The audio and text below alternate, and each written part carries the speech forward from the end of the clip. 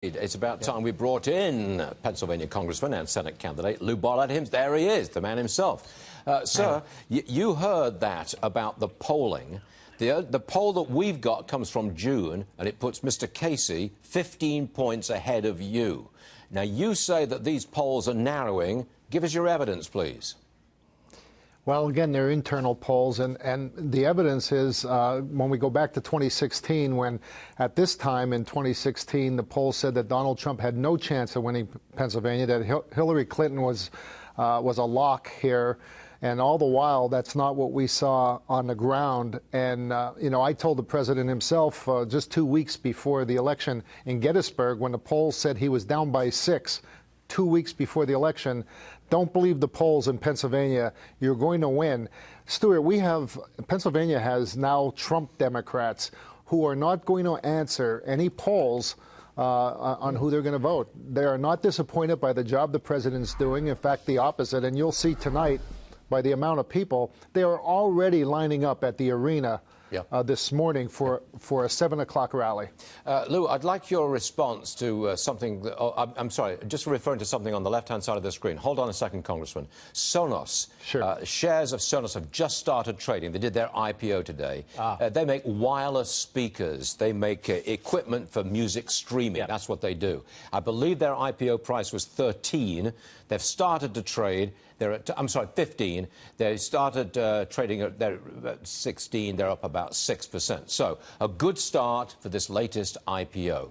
Back to Congressman Barletta. Come back in again, please. I'm just doing a little financial business there, Lou. Now, the mayor of Philadelphia, Pennsylvania, he won't renew the city's contract with ICE. So ICE agents will no longer have access to real-time data. Now, what's your approach to that? Because that's Pennsylvania.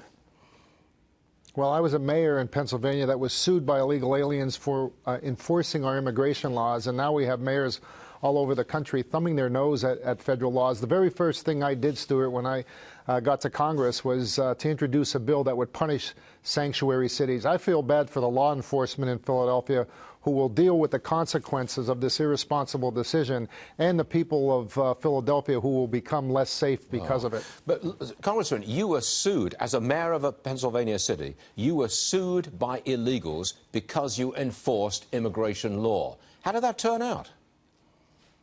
Well, you know, it helped other cities across the country.